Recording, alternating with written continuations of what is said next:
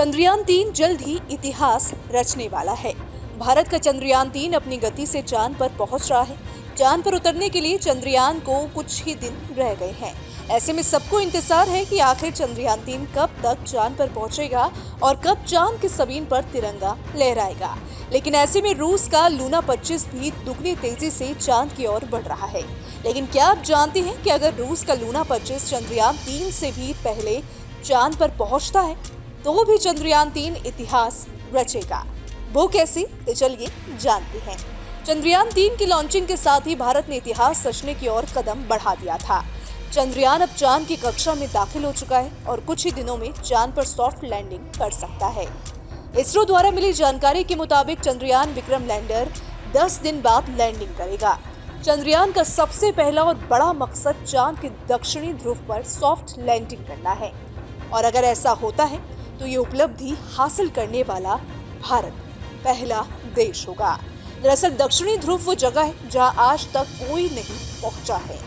धरती से चंद्रमा का केवल एक हिस्सा दिखता है जिसे नियर साइट कहा जाता है। वहीं जो हिस्सा नहीं दिखता उसे फार साइट कहा जाता है। आज तक जितने भी सैटेलाइट चांद पर लैंड हुए वो नियर साइट पर ही लैंड हुए हैं।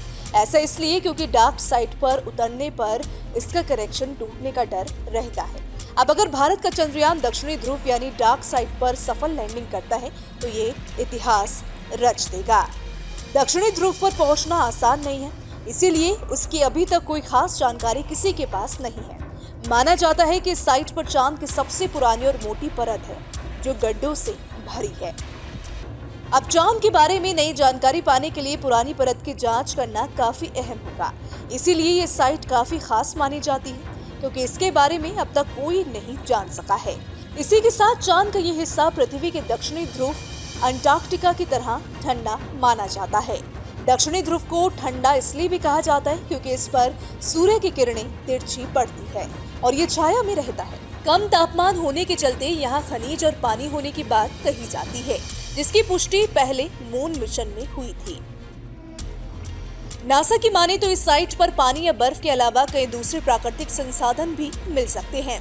अगर यह पानी मिलता है तो इससे पानी की समस्या दूर होगी और रॉकेट फ्यूल बनाने में भी मदद मिलेगी। इसरो की माने तो चंद्रयान का विक्रम लैंडर 23 अगस्त को चांद पर लैंड करेगा। अगर सब ठीक रहा तो भारत अंतरिक्ष क्षेत्र में अमेरिका को भी पीछे छोड़ देगा। Bureau report, team news nation.